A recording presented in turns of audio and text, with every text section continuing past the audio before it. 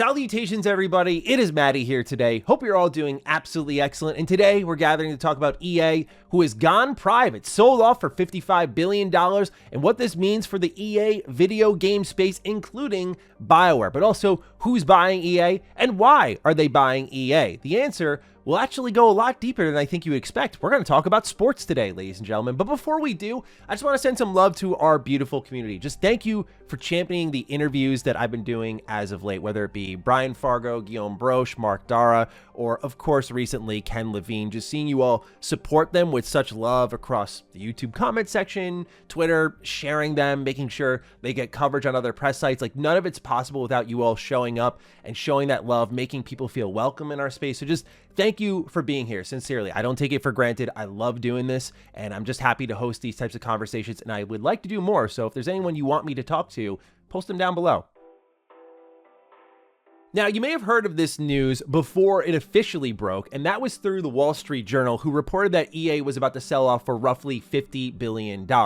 It was then confirmed a few days later that EA would be purchased by PIF, Silver Lake, and Affinity Partners for $55 billion.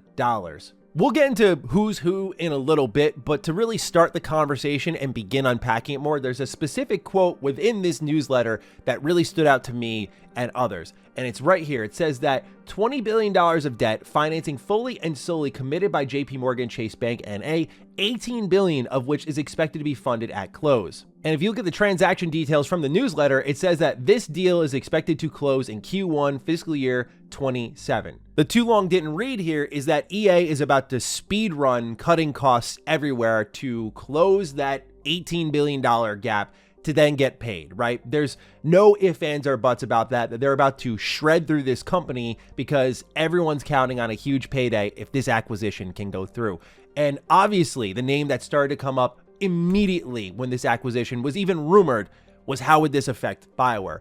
Well, Insider Gaming has a report on how BioWare staff is worried about the studio's future, and that's not necessarily news because just after Dragon Age: The Veilguard, which we learned missed by 50% with 1.5 million players at its launch window, we know that game was a tremendous flop and really shook the company completely, to the point where we've had a lot of, this is probably BioWare's last chance moments, but when they completely shredded the team down to a skeleton crew to work on the next Mass Effect, yeah, it's looking really bleak. Like, if this next Mass Effect isn't an absolute hit in the terms of quality and sales, BioWare is done. Now the conversation is accelerated a little bit to, are they even going to get there? And people within BioWare who spoke anonymously with Insider Gaming have their own slew of thoughts.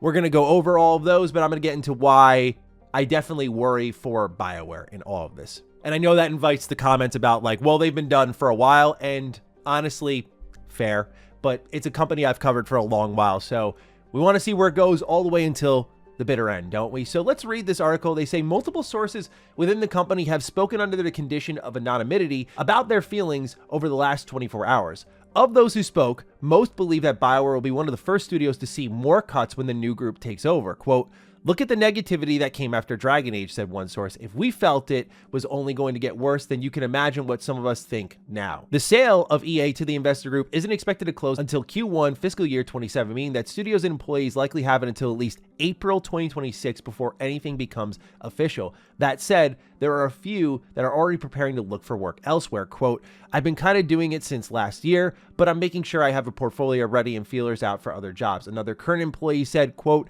"Kind of feels like a matter of time," end quote. So yeah, not a great work environment to be in terms of creativity when everyone's already got their exit strategy and they're not really committed to what they're working on now. But they also do talk a bit about Mass Effect, saying regarding where things stand with Mass Effect, they are all working under the assumption that the game is going to come out. At the beginning of the year, only a small team was actively working on it, but more resources had recently been put into the game. Quote, "We're going to keep working on it until they tell us we're done," Insider Gaming was told. "It's not the healthiest way to live, but as long as the paychecks keep coming, we're not just going to walk away," end quote. Now, if Xbox taught us anything, allocating resources means nothing nowadays, right? They allocated resources to the brand new IP that ZeniMax Online Studios was working on just days before mass layoffs and project cancellations. So with this new sort of ownership group stepping in, it's going to be what they want. And as I'll get into in just a moment here, they want sports franchises, not just because of money, but because of what they're doing outside of video games. Indeed, we're going to bring a little bit of the Matty sports expertise to the table for this video. But I think the real stinger of this article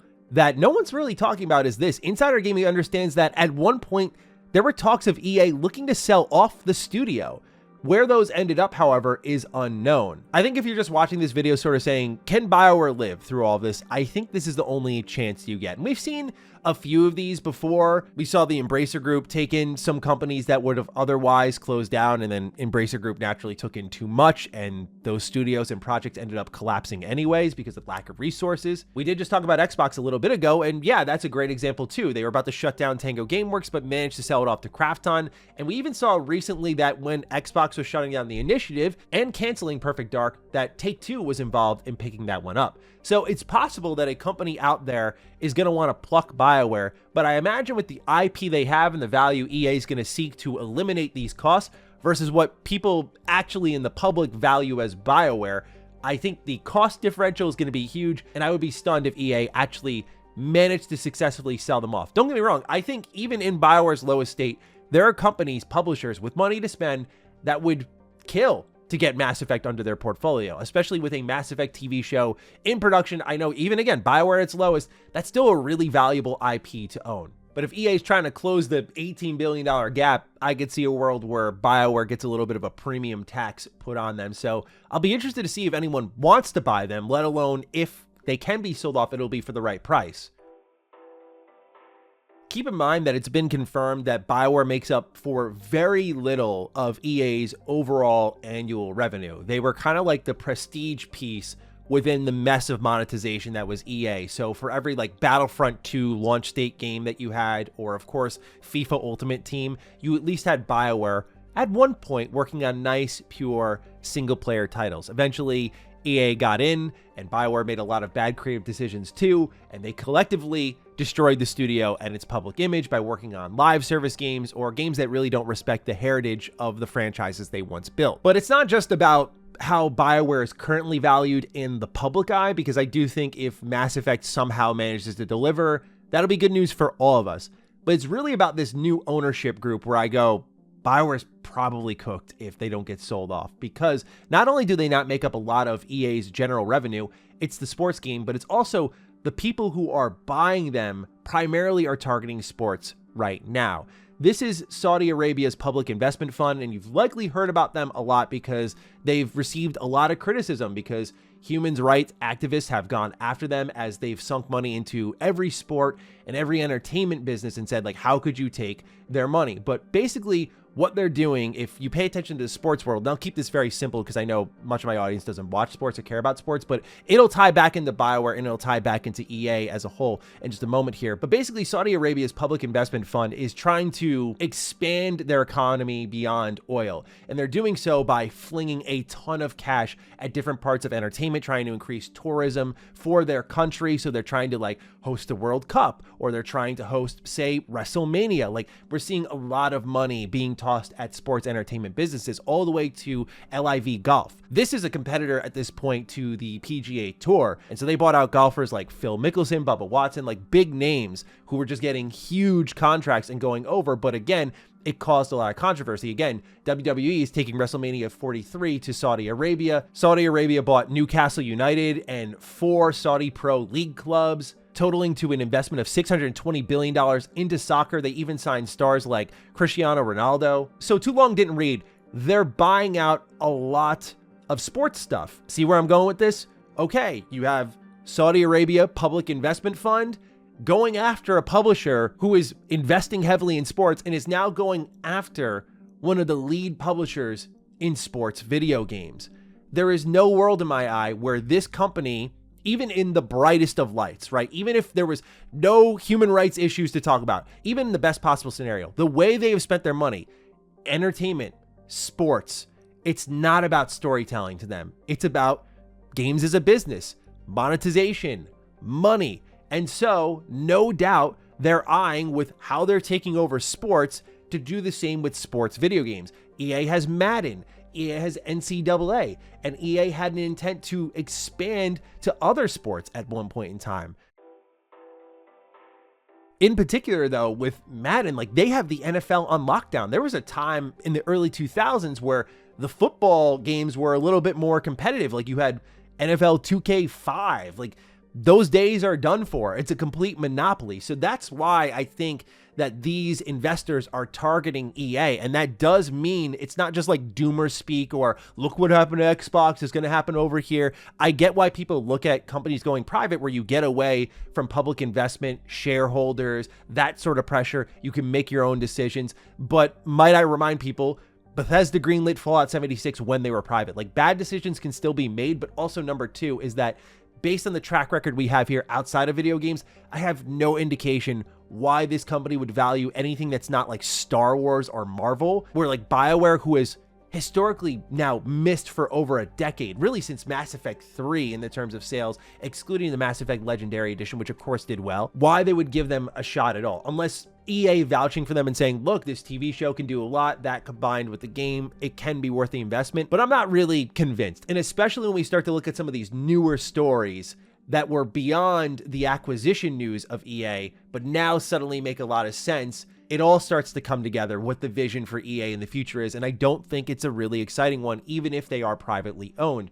For example, after the acquisition was confirmed, Financial Times reported that some industry executives say generative artificial intelligence tools will be able to automate many aspects of the game development process, bringing down costs that can run into hundreds of millions of dollars for some blockbuster titles. Though AI development remains at an early stage in the industry, the technology could allow EA's new private equity owners to slash costs. When you have new owners coming in who value games more as a business than an art form, I think this is what you're going to get. This is one of the companies that was already at the forefront of talking about AI, like showing videos of you generating your own sloppy looking games and whatnot. I'm not with it, man. I don't know. But yeah, like, these are the tools that they want to use, that they want to promote. And no doubt there's going to be workers, like we're already seeing Microsoft, who's big on AI, pushing other developers within their ecosystem to embrace AI because they're in cost-cutting mode. Everyone's in cost-cutting mode, and especially when you're EA and you're like, I want my multi-billion-dollar payday. Okay, how can I get that done? It's going to come down to the execs getting golden parachutes after all of this, and they're doing everything they can to slash those costs, which means they're going to fire devs even in valuable projects to close that $18 billion threshold. So AI is going to be a big part of that.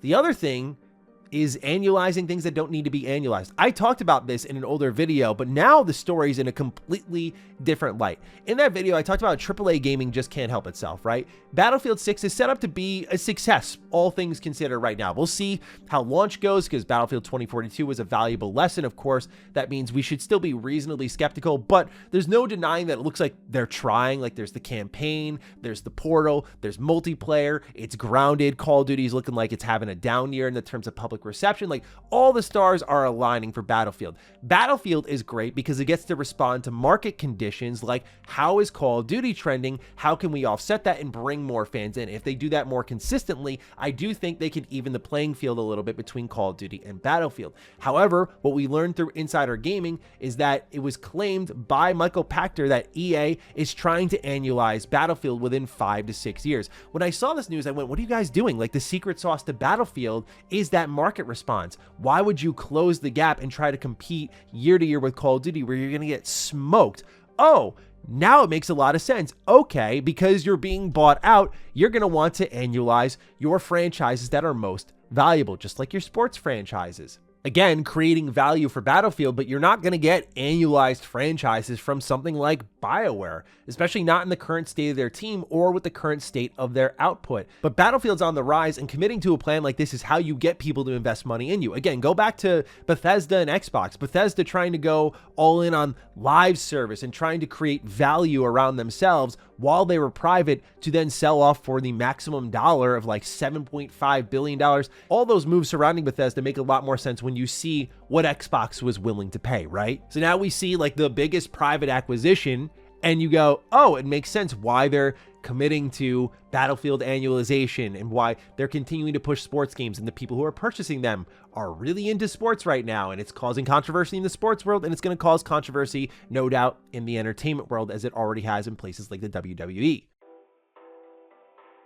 So yeah, if people think like it's an EA going private and they're going to be better off for it, I'm not quite there yet. And my kind of general conclusion is that BioWare is cooked, but not for the reason I imagine most general commenters will say, which is like, they've always been cooked. Their games have been bad for a while. I think that's fair to say, but I do think they did have one more game in them. That's what I thought. Now I look at this and I go, unless they get sold off, I don't know if they get Mass Effect out the door. Not because of themselves at this point, but because they may not have a chance to. We'll see. But time will tell, ladies and gentlemen. You know, wait till next year when the acquisition's done and slashes start being made. No doubt that EA is going to get to cutting as soon as possible. So we'll see how things go from there. But I'm curious to get your thoughts. Fire away. Other than that, take excellent care of yourselves, and I'll see you in the next one. Stay sexy, stay active. I love you all. Peace.